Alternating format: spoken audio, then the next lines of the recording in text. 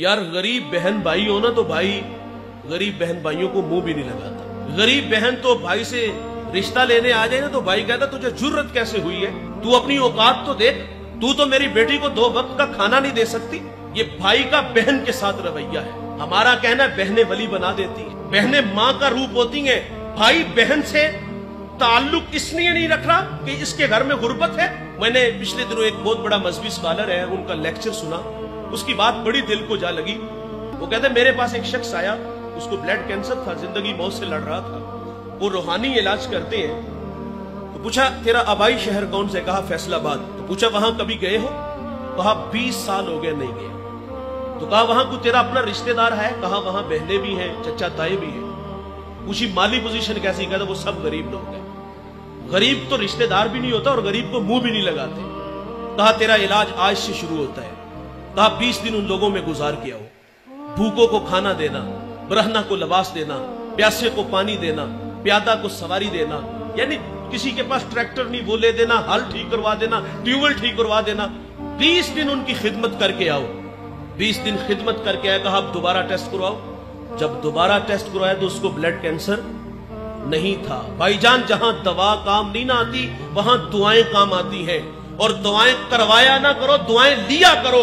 काम ऐसे करो कि कलेजे से आवाज निकले। मेरे नबी का फरमान है अगर उम्र में रिज़्क में बरकत चाहते हो तो सिला रहमी किया करो। और तुम्हारी सिला रहमी के सबसे ज्यादा मुस्तहिक तुम्हारे अपने बहन भाई। हमने स्टेटस का ख्याल रखा, गरीब बहन है कहीं कर्ज ना मांग ले, गरीब भाई है कहीं पैसे ना मांग ले, हम मुंह ही नहीं लगाते। यार हम मजहबी लोग हैं, गरीब आदमी टाइम लेने आ जाए तो हम टाइम भी नहीं देते, कोई मसला पूछने आ जाए तो हम मसला भी नहीं बताते। एक डिस्ट्रिक्ट मंडी भावलदीन से चला है, एक भावल नगर से चला है, एक कराची से चला है, वो 500,000 किलोमीटर का सफर हमारे पास करके आया है और उसको नजरअंदाज किया गया। क्यों? इसलिए कि उसके पास सिर्फ आने जाने का किराया, उसको तस्बीह देकर बिठा दिया कि यहां बैठ के वजीफे में मशगूल हो जाओ। वो तो बेचारा एक अकीदत में बैठ जाता है, लेकिन थोड़ी देर बाद एक कलफ लगे कपड़ों में आया, आगे पीछे खुद्दाम थे और वो सीधा हुजरे में चला गया। अंदर से आवाज आई कि आप किसी के यहां पैगाम भेज देते तो मैं खुद ही आ जाता।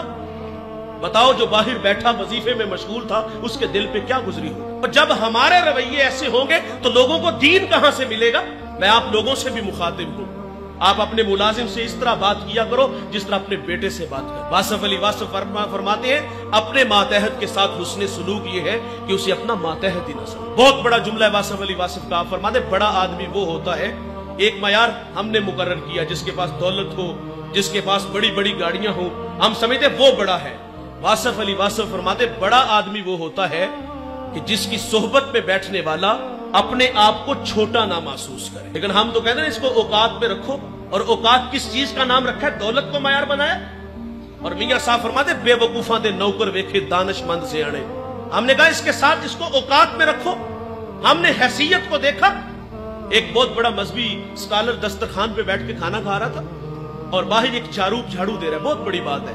उन्होंने हाथ के इशारे से कहा बेटा खाना खा लो। उसने इधर उधर नजर उठाई, कानों का धोखा लगा, काम में मसरूफ हो गया।